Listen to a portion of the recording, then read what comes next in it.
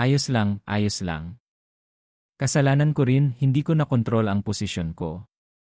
Hindi kita masisisi, senior sister. At saka, ligtas tayong nakapasok, ngunit baka sa Jade Garden, mas marami pa ang problema. Ang mga tauhan ng Yang Wei Escort Agency ay walang formation talent tulad ni Junior Brother Ye. Para mabuksan nila ang sacrificial altar, kailangan nilang maghain. Kaya gagamitin nila ang pakikipagsapalaran para akitin ang lahat. Buti na lang at maswerte tayo kaya ganito ang nangyari. Hindi ko akalaing magpapadala sila ng Peak Martial Grandmaster na nagtatago ng kanyang martial Dao intent. Kung hindi ko inilabas ang lakas ng aking bloodline para sirain ang pressure, baka napatay na nila tayo. Kasalanan ko dahil sa akin kaya napahamak ang mga junior brother. Hindi ko akalaing makakaharap ko sila at hindi ko ring akalaing maglalakas loob silang gawin ito. Basta maipadala ko ang impormasyon tungkol sa background ng Elig. Ayos lang kahit mamatay ako. Hindi nila tayo matutunton. Umalis na tayo, malapit na ang mga yon. Mayroon silang Peak Martial Grandmaster, isang Martial Master, at 10 martial artists. Kung maharap natin sila ulit, tiyak na hindi tayo mananalo. Mas mabuting maghanap na lang tayo ng lugar na mapagtataguan. Ang lugar na ito ay hindi mas mabuti kaysa sa labas. Kahit saan ay may ambush formations. Kung naglakas loob silang pumasok dito, baka manatili na sila rito magpakailanman. Gusto niyang patayin ang grupo ng mga tao na iyon, pati na rin ang Peak Martial Grandmaster. Ang gaan ng kanyang tono, sobrang confident niya. Tara, pumunta tayo sa kabilang panig. Junior Brother Ye, marami tayong pwedeng pagpilian, bakit kailangan pa nating dumaan sa rutang ito? At saka, bakit ka nagtatanim ng maraming martial sovereign coins sa daan? Anong binabalak mo? Ang rutang ito mismo ay isang malaking killer formation na kayang pumatay ng ordinaryong martial grandmaster. Dinagdagan ko lang ng kaunting lakas para masigurong mapapatay nito ang Peak Martial Grandmaster. Kayang pumatay ng Martial Grandmaster. Dapat ay nasa high-grade killer formation na yon. Paano mo nagawang dagdagan ang lakas ng formation sa grade na yon gamit lamang ang Martial Sovereign Coins? Sa daan papunta rito, wala akong nakuhang mga materyales sa paggawa ng formation, kaya gumamit na lang ako ng Martial Coins bilang pansamantalang pamalit. Pasensya na, senior sister, pinatawa kita. Kung nagawa mo ito gamit lamang ang Martial Sovereign Coins, hindi ko akalaing makakakilala ako ng isang pambihirang tao. Mababa pa ang iyong cultivation, ngunit ang iyong confidence ay nakakapanatag. Sa totoo lang, isa lang siyang third-grade martial warrior. Ang kanyang cultivation ay mas mababa kaysa sa akin. Ngunit hindi ko maiwasang magtiwala sa kanya. Nakakapagtakang gusto kong umasa sa kanya. Siguro dahil nailigtas niya ako. Senior sister, sa loob, nagmarka ako ng isang formation ay tandaan mo. Magagamit natin iyon para sa kaligtasan. Salamat ha, tatandaan ko yan. Sobrang maalalahanin niya. Sino nang mag-aakalang ganito siya kainat? Hindi. Bakit puro positibo ang iniisip ko tungkol sa kanya? At saka, habang tinitingnan ko siya, mas lalo siyang gumagwapo. Kung magpapatuloy ito, hindi ito tama. Siguradong mayroon din siyang mga pagkukulang Tama. Hindi ko siya pwedeng isipin ng ganito kaganda. Ay, tama. Senior sister, paglabas natin, may gusto sana akong ipatulong sa'yo. Kung makakaligtas tayo, kahit 100 bagay ay tutulungan kita. Hindi naman ito malaki. Sa harap ng ibang mga Jade Maidens, gusto kong magpanggap na minamanyak kita. Ano? Bakit napakabastos mo?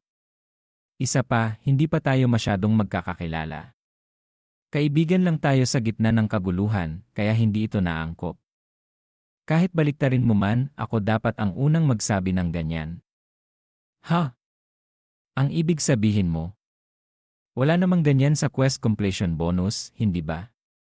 Senior sister, kung sobra sa'yo iyon, magpapanggap na lang akong aksidente. Quest completion bonus? Ano ba yan? Mukhang sobra akong nag-isip. Nahanap ko na ang dalawang asong iyon. Sa wakas, ang kapatid kong babae ay nagbibigay sa iyo ng pinakamahalagang bagay na kailangan mo. Sa wakas na mayroon ito. Hayaan mong hindi nagagalit ang swan tiyan. Itong imprint pattern ay hindi rin mahalaga. Higit pa, ang set ng pagset na ito ng swordplay, maliban sa kapanganakan, pagkatapos ng 3,000 taon ang swordplay na ito ay nagpapahayag na. Ano kaya kung magtatagumpay kayo dito na malapit nyo rin itong malalaman?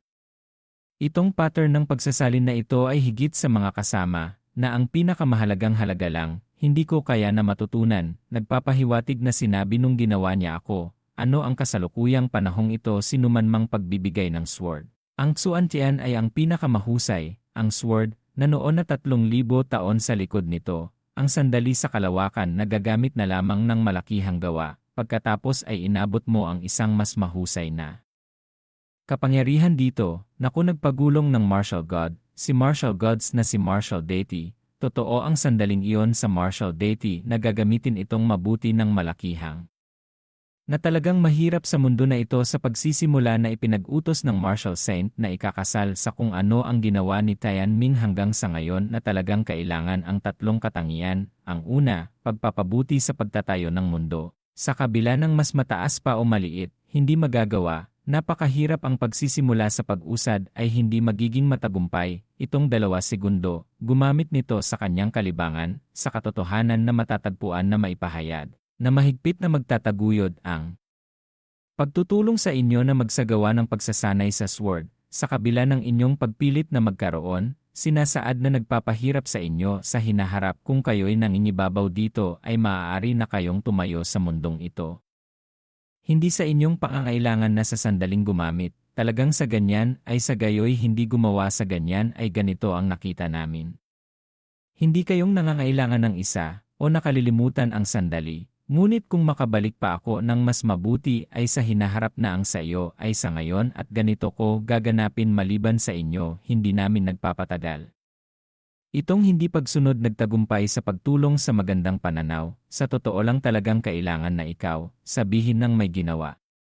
Talagang sinabi na siya ay talagang malalaking sandali na talaga naman na matagumpay siya, kung hindi magbabala wala na mas matibay kayo, sa pananaw na ang tao iyon talaga. Totoo lang iyon ipinasa doon magtatagal, sabihin kung ano talaga sa inyo iyan talagang talaga na ginawa na talaga para makakuha ng magagandang bagay na naghihintay sa inyo. Yan yung nagbigay kaalaman talaga na dapat ka, pero kung hindi ka mas magaling mas mahusay. Sa wakas may taong mayroon sa gabing kung saan kayong talagang ginagamit upang dito. Talagang kinakailangan na ituturo kayo sa kanila sa inyong mga tanawin na talagang nag-iisa. Maniwala kayong kaya nyo yan sa pagkakakita nyo sa kanila. Hindi yan mga pinangyarihan ay hindi nagsasabuhay na nagmumula sa mga dating pangyayari. Totoong nagpahayag talaga ng matagal, sana'y nangyayari ang mas magaganda talaga na mayroong isang ganyan. Huwag kayong huwag.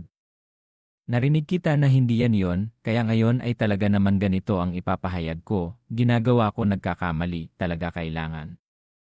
Hindi ako nagkakamali. Sinabi niya kung gaano kadami, 300,000 katis. Sinasabi ko sa iyo, sino sa mga estudyante sa unang baitang ang maaaring tamaan ang palad na tulad niya?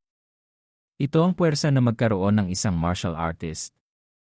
Diyos ko, ang lakas ng proteksyon na inukit sa matigas na kahoy ay talagang winasak, na nagpapakita na lumampas sa limitasyon ng martial artist.